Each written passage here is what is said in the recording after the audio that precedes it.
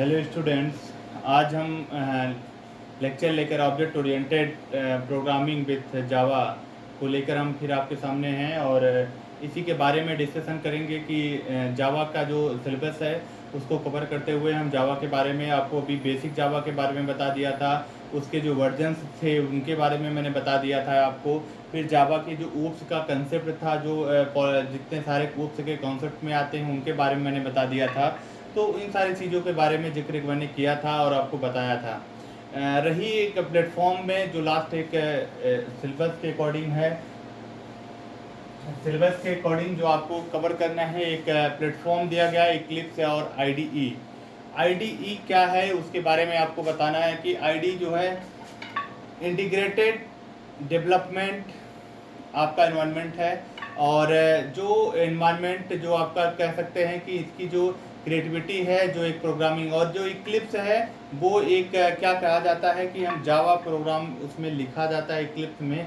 और आईडी के एक प्लेटफॉर्म है जहाँ पर हम जावा जैसे प्रोग्राम्स को हम रनेबल प्रोसेस में रख सकते हैं, मतलब इसको हम रन कराते हैं और इसको यूज़ करते हैं।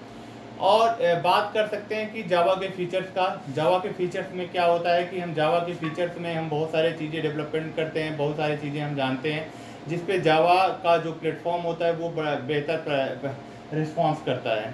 तो इनमें से सबसे पहले जो हमारा है एक, जैसे हम जावा का जो फीचर्स के रूप में हम ये जानते हैं, तो ये थोड़ा हम आपको डीपली बता देते हैं। ठीक है, जावा का फीचर्स जो होता है वो हम आपको बता देते हैं। और इसके बारे में पहला जैसे हो सकता है कि सिंपल होता है, ये जावा का जो फीचर्स होता है सिंपल होता है। दूसरा जो आपका है, दूसरा जो है ऑब्जेक्ट ओरिएंटेड होता है, ये आपको पता है।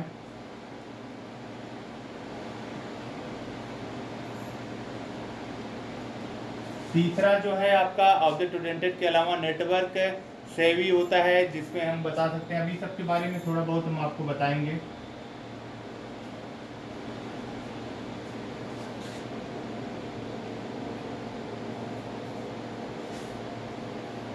प्लेटफॉर्म इंडिपेंडेंट है।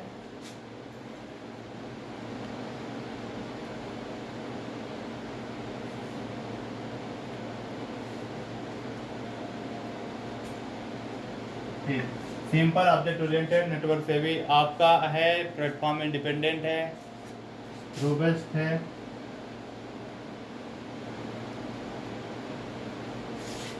ठीक है, और इसके बाद आर्किटेक्चर से नेचुरल है, मतलब कि हम इसमें आर्किटेक्चर जो डिफाइन करते हैं वो नेचुरल।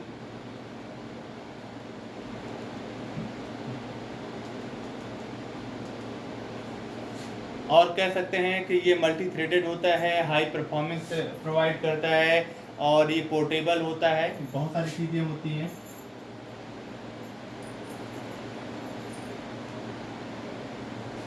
पोर्टेबल के अलावा हाई परफॉर्मेंस का होता है, मल्टी थ्रेडेड होता है।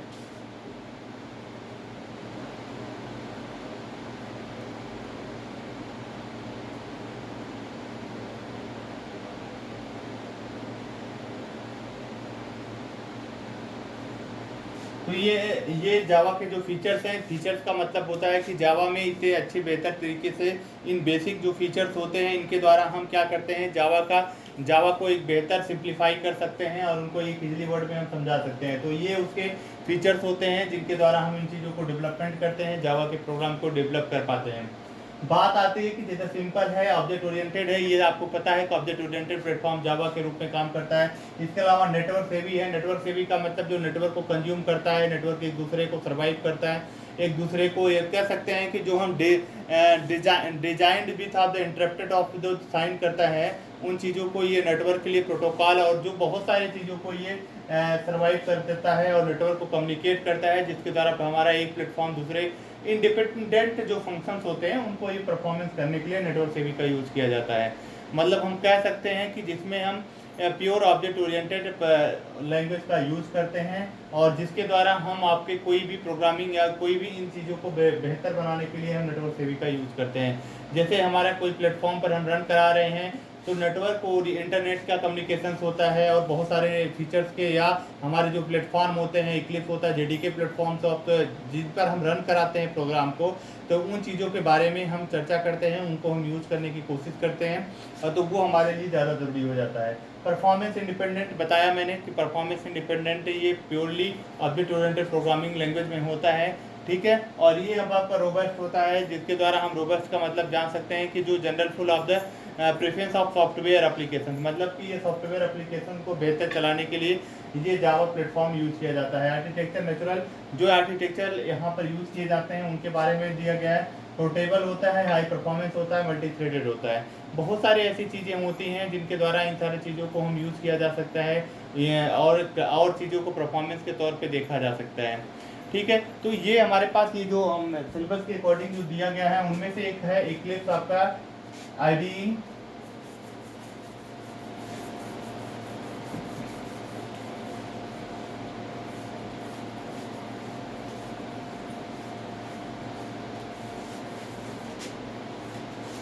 आईडी के बारे में बताते हैं।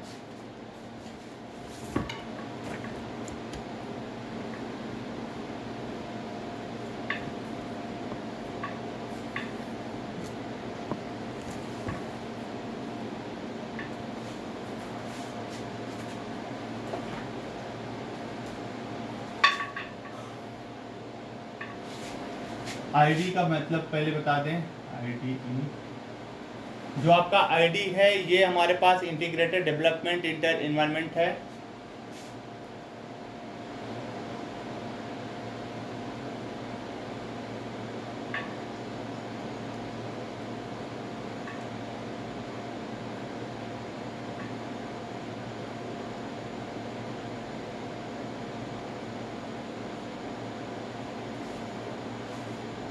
ठीक है, और इसके बाद इक्लिप्स की बात किया गया है कि Eclipse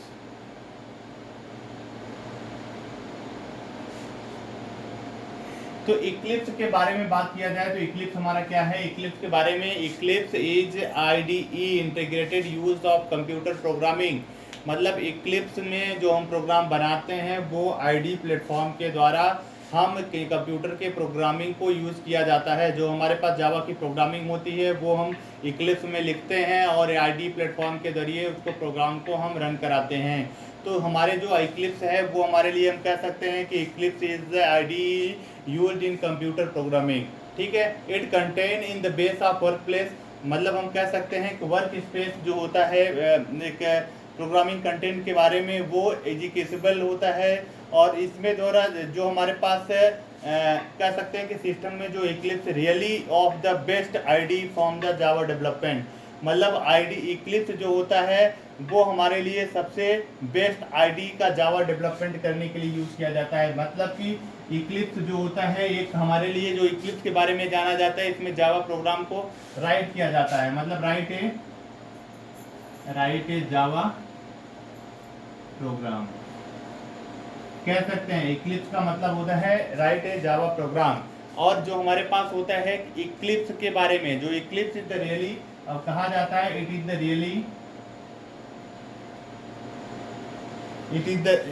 really the best IDE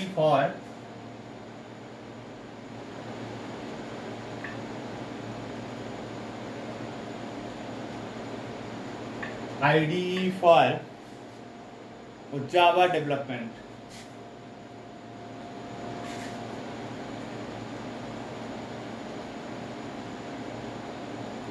ये हमें पूछा जाए तो इसके बारे में हम ये लिख सकते हैं कि इक्लिप्स के बारे में राइट ए जावा प्रोग्राम, और राइट ए जावा प्रोग्राम, और जिसमें हम really the best of ID for the Java development, मतलब हम जावा के प्रोग्राम को डेवलपमेंट करने के लिए हम जो है इक्लिप्स का यूज करते हैं, और ये इसमें हमारा जावा का प्रोग्राम लिखा जाता है। तो ये चीज़ें होती हैं कि जब हम किसी जावा प्रोग्राम को रन कराते हैं तो उनमें हमें सबसे पहले कैसे करना है वो तो एक प्रैक्टिकली है, प्लेटफॉर्म के अकॉर्डिंग हम कैसे करते हैं। उससे पहले हम जेडीके के बारे में बात कर लें। जेडीके जो होता है जावा डेवलपमेंट टूल्स होता है, किट होता है।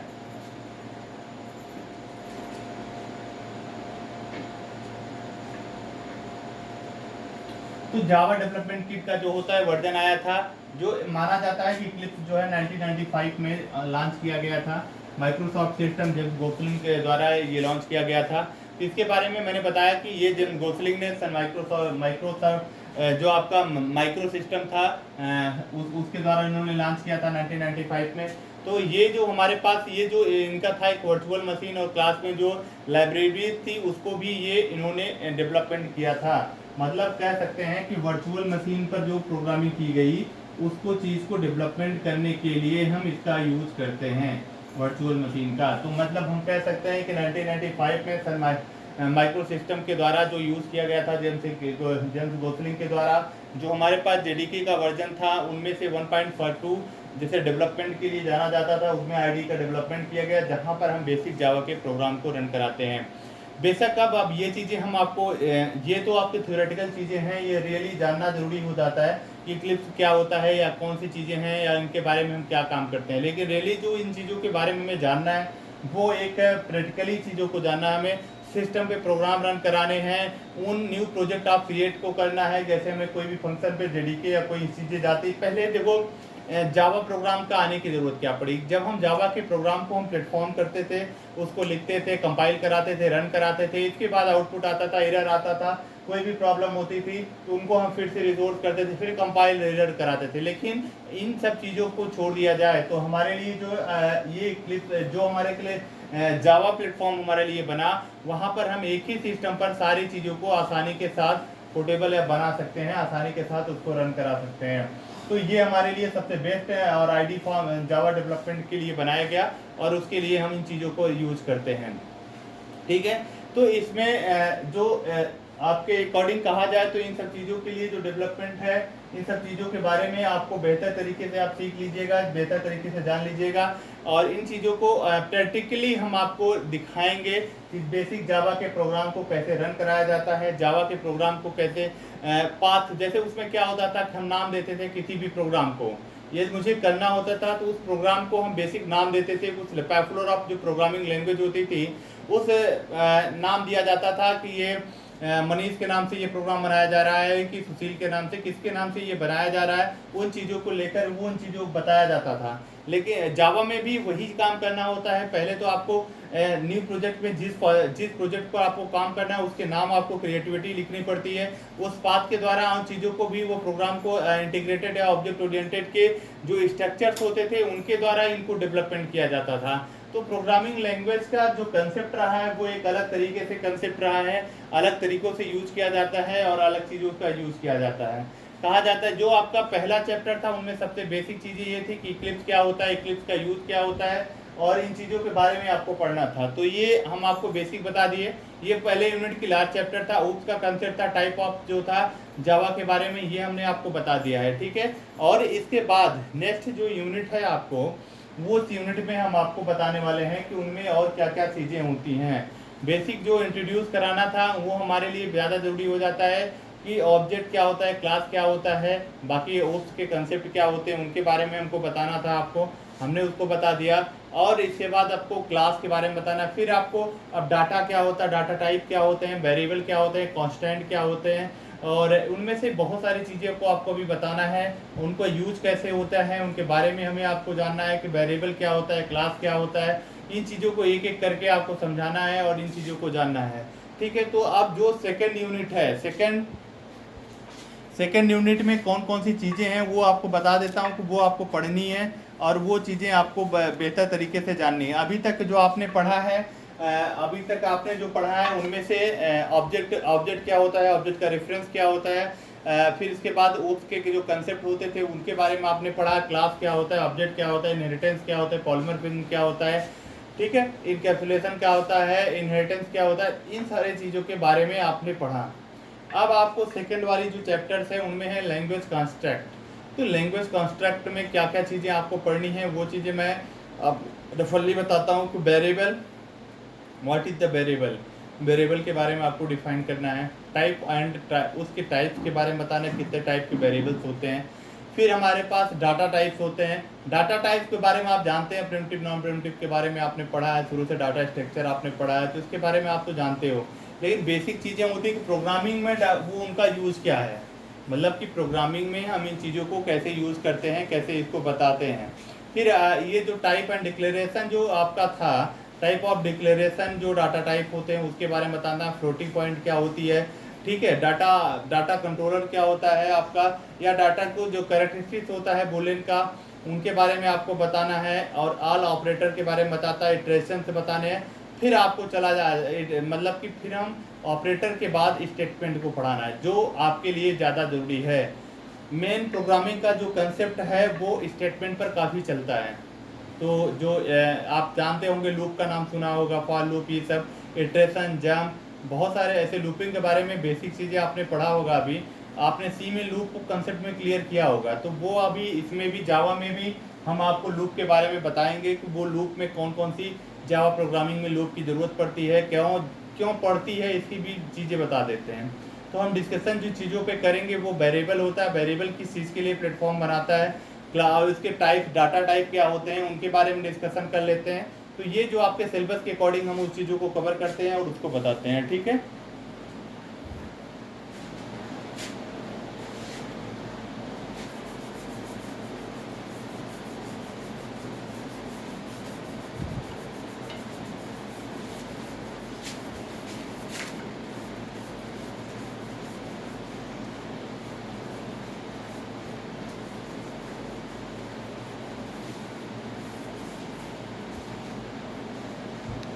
अब इसमें हम सेकंड जो आपका सेकंड चैप्टर था उसके बारे में बताना है कि जो हमारे बेसिक सेकंड चैप्टर था वो आपका आ जाता है लैंग्वेज।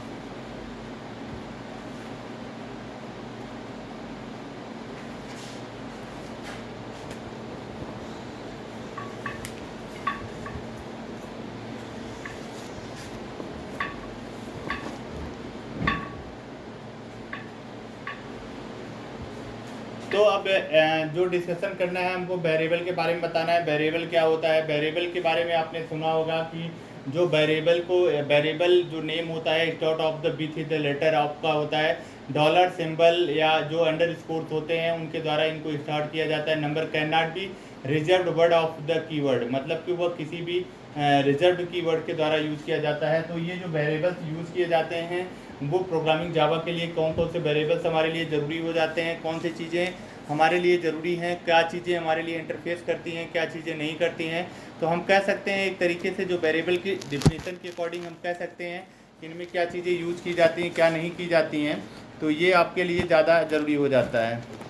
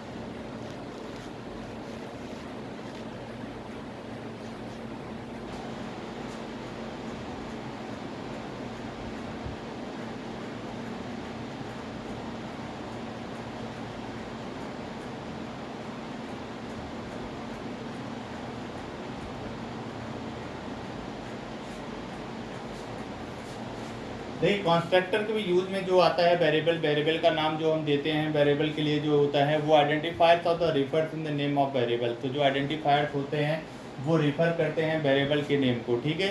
तो नेम ऑफ द वेरिएबल जो होते हैं, वेरिएबल फंक्शन जो होते हैं, रेफर्स ऑफ द जो आइडेंटिफायर्स होते हैं वो रेफर करते हैं उनके वेरिएबल के नेम को। देन इधर जो हमारे पास एरे की बात कर लेते हैं, या हम क्लासेस की बात कर लेते हैं, या जो प्रोग्रामर्स होते हैं उनके बारे में हम बात कर लें, तो इन द रूल्स जो नेमिंग होती है वो आइडेंटिफायर्स के होते हैं।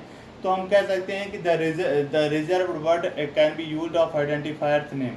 तो हम इनमें जो चीज़ें यूज करते हैं वेरिएबल के रूप में, variable in the name can be started with in the letter, जो कैपिटल लेटर होता है, डॉलर सिंबल्स होते हैं, या जो अंडर स्कोर्स होते हैं etc, can not be start with the number, हम उसको नंबर से स्टार्ट नहीं करते हैं। Then is can not be in the reserved word of the keyword, मतलब हम कह सकते हैं कि कीवर्ड में जो नंबर्स होते हैं उन्हीं के द्वारा इनको हम स्टार्ट करते हैं।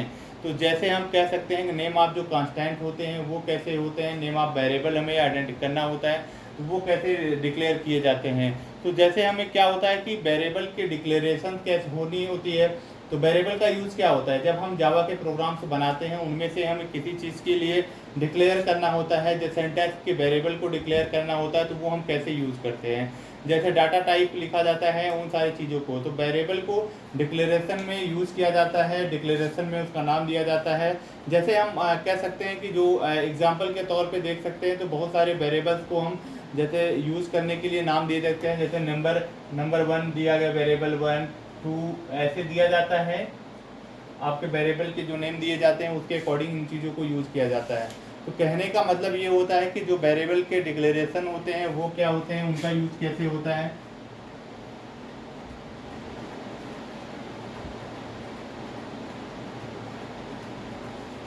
देखो वेरिएबल जो इसमें सब टॉपिक है वो मेन चीज़ इसी चीज़ के लिए होता है। तो the syntax of variable declaration, जो आपका सिंटैक्स होता है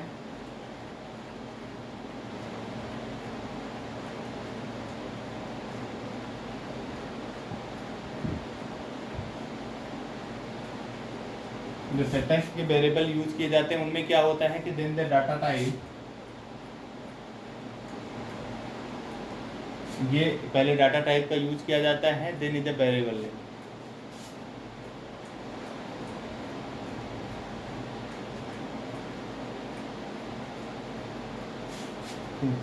तो ये हो जाता है आपका वेरिएबल नेम। तो इनके द्वारा जो होता है डाटा टाइप और ये वेरिएबल के जो नेम्स होते हैं इनके द्वारा यूज किया जाता है।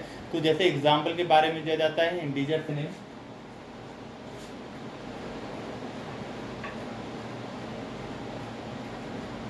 इंटीजर्स जो होते हैं वो हमारे हो जाते हैं, और नंबर्स ऑफ 1 जैसे आपका ये हमारे वेरिएबल्स नेम हो जाते हैं। तो हम कह सकते हैं कि they like in the C++ and Java allow the declaration variable in the syntax in the of the scope, मतलब कि हम कह सकते हैं कि वेरिएबल का जो सिंटैक्स यूज किया जाता है वो C++ के प्रोग्रामिंग में भी जो चीज़ें यूज़ की जाती हैं वही चीज़ें लगभग वेरिएबल्स इनमें भी एनीवेयर ऑफ द स्कोप के अकॉर्डिंग यूज की जाती हैं। द डेट मीन्स, मतलब हम कह सकते हैं this means with the variable can be declare right of the place in the first of use, मतलब कि जो हमारे पास जो यूज़ किए हुए वेरिएबल्स होते हैं वो राइट प्लेस पे सबसे पहले यूज़ करने वाली चीज़ों के लिए बनाए जाते हैं। तो जो चीज़ों के रूप में हम जानते हैं कि देखिए एक होता है कि वेरिएबल का वेरिएबल डिक्लेरेशन, जो हम वेरिएबल को डिक्लेरेशन करते हैं, एक होता है इनिशियलाइजेशन। वेरिएबल को हम इनिशियलाइज करने के लिए क्या करते हैं, डाटा टाइप का यूज़ करते हैं, फिर इंदर वेरिएबल्स के नेम को यूज़ करते हैं, फिर इक्वल टू वैल्यू का यूज़ करते हैं। तो हम एग्जांपल के तौर पे हम जान सकते हैं उसको इनिशियलाइज करना होता है। जैसे हम वेरिएबल का यूज करने, यहाँ पे डाटा टाइप का यूज किया, वेरिएबल नेम यूज किया इक्वल टू वैल्यू, तो ये हमारा डिक्लेरेशन की जगह हो जाएगा इनिशियलाइजेशन।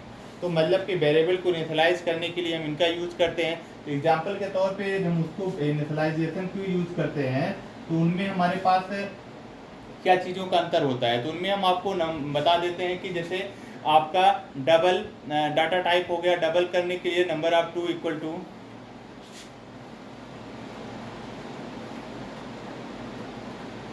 3.142 ऐसे। Then example in the variable, जो उसकी वैल्यू है इतनी है। तो ये जावा का जो रिजर्व्ड वर्ड होते हैं उनके बारे में हम थोड़ा बता देते हैं। ये जावा के डिक्लेरेशन वेरिएबल्स होते थे जिनके द्वारा में हमें इन चीज़ों के बारे में बताना था। और रिजर्व्ड वर्ड के अलावा जो इन चीज़ों के बारे में हम जानते हैं वो क्या चीज़ें यूज करते हैं रिजर्व वर्ड में, उन चीज़ों के बारे में हम आपको डिस्कशन करते हैं, उन चीज़ों के बारे में भी आपको हम बता देते हैं। तो इसमें जो एब्स्ट्रैक्ट होता है, डिफ़ॉल्ट होते हैं, नाम आपने सुना होगा, वो हमारे लिए ज़्यादा ज़रूरी है। इफ़ का यूज़ किया जाता है, पैकेज का यूज़ किया जाता है। तो ये रिजर्व की होते हैं, जिनमें से हम बहुत सारे अच्छी चीज़ों को जानते हैं कि रिजर्व वर्ड में जो जावा का रिजल्ट होता है वो उनके बारे में हम क्या क्या चीज़ें जानते हैं, क्या क्या नहीं जानते हैं, उनके बारे में भी हमको बताना ज़रूरी हो जाता है। तो ये सारी चीज़ों में रिजल्ट वर्ड में जो एब्स्ट्रैक्ट है, डिफ़ॉल्ट है, पैकेज है, बुलियन है, ब्रेक है, डबल है, इंपोर्ट है, प्रोटेक्टेड है, थ्रोज है। तो बहुत सारे ऐसे वेरिएबल्स हैं जिनके द्वारा हम इनका यूज़ करते हैं, बहुत सारी चीज़ों के बारे में हम जानते हैं, ठीक है। तो इनके बारे में हमें एक एक करके आपको ज़्यादा नहीं बताना है कि मतलब जैसे हमारे पैकेज के बारे में बात कर लें, या इंपोर्ट थ्रोज के बारे में बात कर लें, या हम और चीज़ों के बारे में बात कर लें, तो ये हमारे लिए सबसे ज़्यादा इम्पोर्टेंट हो जाते हैं। तो इनमें जो जैसे हम कह सकते हैं कि स्विच सुपर के बारे में बात कर लें, तो इनके बारे में थोड़ा हम एक दो चीज़ें बता देते हैं तब आपको।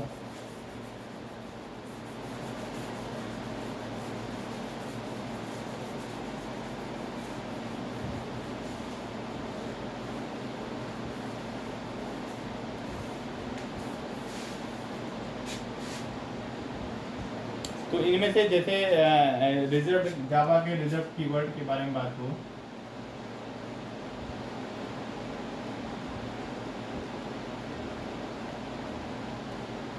जावा रिजर्व कीवर्ड, ठीक। जावा का जो रिजर्व कीवर्ड होता है उनमें से हमने बताया ना, बूलियन हो जाता है, पैकेज हो जाता है, और बाइट हो जाता है, एल्स हो जाता है, केस हो जाता है, एक्सटेंडेड हो जाता है, ट्राई हो जाता है। मतलब कि हम इन चीज़ों को बता दें कि जितनी चीज़ें आती हैं, क्लास आपका है, लॉन्ग आपका है, मतलब जितनी चीज़ें आती हैं वो सारी चीज़ें इसमें रिजर्व कीवर्ड के रूप में हो जाती हैं। तो हम 10-5 जैसे एक शॉर्ट के रूप में हम यूज़ करते हैं किसी चीज़ को, स्टैटिक के रूप में यूज़ कर लें, बूलियन के रूप में यूज़ कर लें, ठीक है, लॉन्ग के रूप में यूज़ कर लें, पैकेज के रूप में, इंपोर्ट, बहुत सारे होते हैं जितनी चीज़ें जैसे भी आपको आए, कैरेक्टर, क्लास। देखो ये सारी चीज़ों के बारे में यदि हम बात करें, जैसे हमारे पास इफ होता है, एल्स होता है, फॉर होता है, इंटीजर होता है, बाइट होता है,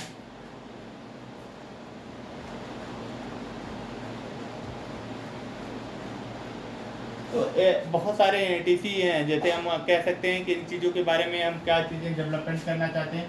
तो ये रिजर्व कीवर्ड होते हैं, लगभग हमारे पास 108 से ज़्यादा नहीं, लगभग 64 रिजर्व कीवर्ड हैं जो जिनको यूजेज में जावा प्रोग्रामिंग करता है। तो ये 64 जो कीवर्ड्स हैं जो हमारे पास जावा के शॉर्ट टर्म पर यूज़ किए जाते हैं और जिनको हम बेहतर स्पेशलाइजेशन के लिए यूज़ करते हैं। तो ये हमारे लिए ज़्यादा ज़रूरी होता है कि हम क्या चीज़ों के लिए हम यूज़ करते हैं। तो ये हमारे पास जावा के रिजर्व्ड कीवर्ड होते हैं जिनके बारे में आपको बेहतर जान सकते हैं।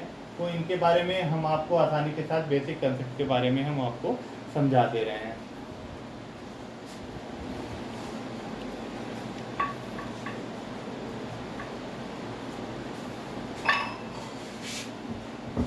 अब चलते हैं डाटा टाइप की तरफ। डाटा टाइप क्या होता है?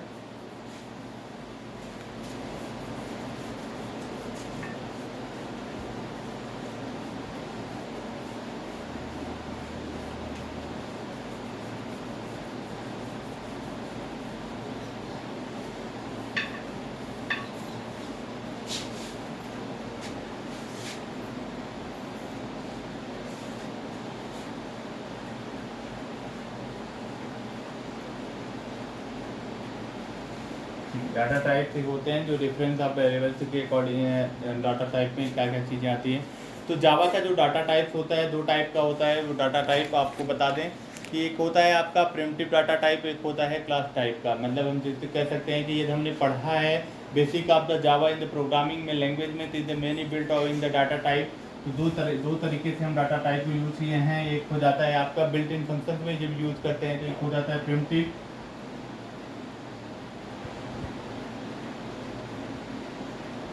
दूसरा ऐसे आप नाम दे सकते हो कि डाटा नॉन प्रिमिटिव का नाम देते थे आप, लेकिन इसमें नॉन प्रिमिटिव न रह के आपका ये आप डाटा स्ट्रक्चर में यूज़ करते थे, बट ये नॉन प्रिमिटिव ना देकर इसमें हम कह सकते हैं कि क्लास के बारे में यदि हम ये कर सकते हैं या रेफरेंस टाइप का यूज़ कर सकते हैं। तो जैसे इनमें से डाटा टाइप में जो चीज़ें यूज़ की जाती हैं, तो उनके बारे में हम आपको डिस्कशन कर सकते हैं कि प्रिमिटिव का यूज ही ज़्यादा किया जाता है, नॉन प्रिमिटिव का यूज जिस पे नहीं किया जाता है इनको हम क्लास टाइप का या क्लास टाइप या रेफरेंस टाइप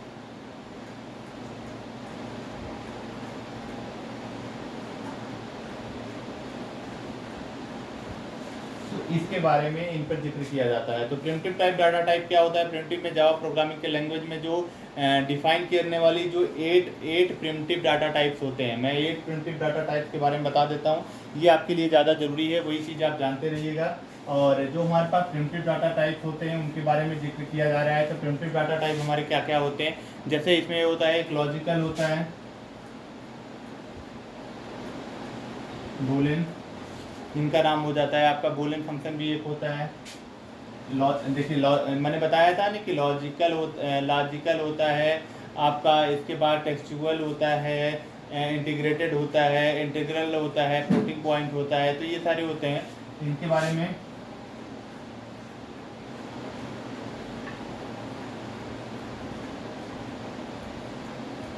इंटीग्रेटेड हो गया, फ्लोटिंग पॉइंट हो गया,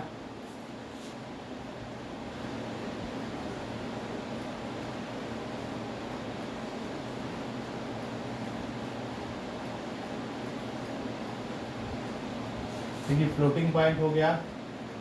फ्लोटिंग पॉइंट के अलावा जितने भी, जैसे होता था इंटीग्रल में क्या होता है बाइट कॉर्ड, जैसे इंटीग्रेटेड में क्या होता है बाइट, जैसे इसमें लॉजिकल में क्या हो जाता है बूलियन फंक्शन यूज किए जाते थे। टेक्सचुअल में क्या हो जाता था, टेक्सचुअल में आपका कैरेक्टर यूज किए जाते थे, तो कह सकते हैं कि बूलियन फंक्शन कैरेक्टर, ठीक है। इसके बाद इसमें आ जाता था byte, short, integer and long.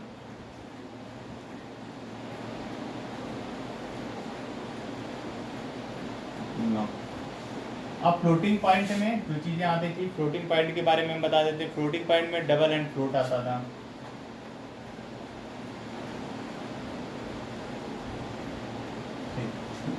तो ये प्रिमिटिव डाटा टाइप होते हैं। प्रिमिटिव डाटा टाइप में फ्लोटिंग टेबल्स के जो हमारे पास होते हैं साइज, डिफ़ॉल्ट वैल्यू होती है, उन पर चीज़ों को ये शो करता है। इन चीज़ों के बारे में हमें बताया जाता है। बाइट जो होता है 8 बिट्स का होता है, जो शॉर्ट्स होते हैं वो 16 बिट्स के होते हैं। तो जैसे हमारे पास यहाँ पे होता है, इसके बाद जो इंटीजर वैल्यू होती है वो 32 बिट्स की होती है। तो जैसे हमारे पास लॉन्ग के बारे में बात किया जाए तो वो 64 बिट का होता है। तो ये जो हम कह सकते हैं कि जो in the float of variables के बारे में बात कर लीजिए तो भी अलग होता है। बाइट के बारे में बात किया जाए तो इनकी वैल्यू मतलब हर की साइज़ एक अलग अलग होती है, जिसकी मैक्सिमम वैल्यू और मिनिमम वैल्यू फिक्स होती है। डिफ़ॉल्ट वैल्यू जो होती है सबकी 0 होती है। तो ये चीज़ें आपको जाननी पड़ेंगी। तो बाइट जैसे हमने एक सिंपल कोड से आप जानते हो बाइट की वैल्यू, बाइट का मतलब होता है जहाँ पर 8 होता है उसकी वैल्यू जो डिफाइन की जाती है, मतलब कि साइज उसकी होती है वो 8 बिट की होती है, 8 बाइट की होती है। और दूसरी जो साइज होती है वो हमारी होती है शॉर्ट टर्म पर बोला जाए तो शॉर्ट टर्म का 60 हो जाता है, ठीक है। और इसके बाद जब इंटीजर वैल्यू की बात की जाए, जब integer in the signed of integer number की बात की जाए तो इंटीजर वैल्यू हमारे पास हो जाती है 32 बिट की। और लॉन्ग टर्म की जब वैल्यू को यूज़ किया जाए तो वो 64 बिट की यूज़ की जाती है। तो लॉन्ग टर्म की वैल्यू को जो हम यूज़ करते हैं 64 बिट का, तो ये इसकी साइज हो गई। मैक्सिमम लिमिटेड साइज अलग होती है, बट ये इनके यूजेस कितने होते हैं, उनके द्वारा हम कैसे यूज़ करते हैं उनके बारे में बता सकते हैं। तो इसके बारे में हम आपको बता देते हैं कि जिनके अब ये जो आपके डाटा टाइप्स होते हैं इसके बारे में हम आपको डिस्कशन अलग से करेंगे। इनके बारे में एक चीज़ अलग बता देंगे कि कोई कहाँ कहाँ बेसिक यूजेस किए जाते हैं, कहाँ नहीं किए जाते हैं, तो वो हमारे लिए ज़्यादा ज़रूरी हो जाता है, ठीक है। और इसके बाद फिर नेक्स्ट लेक्चर में हम ऑपरेटर के बारे में बताएंगे, नेक्स्ट लेक्चर के बारे में और सारे जो टॉपिक्स है उसको कवर करेंगे, ठीक है। तब तक के लिए आपको बाय बाय, टेक केयर।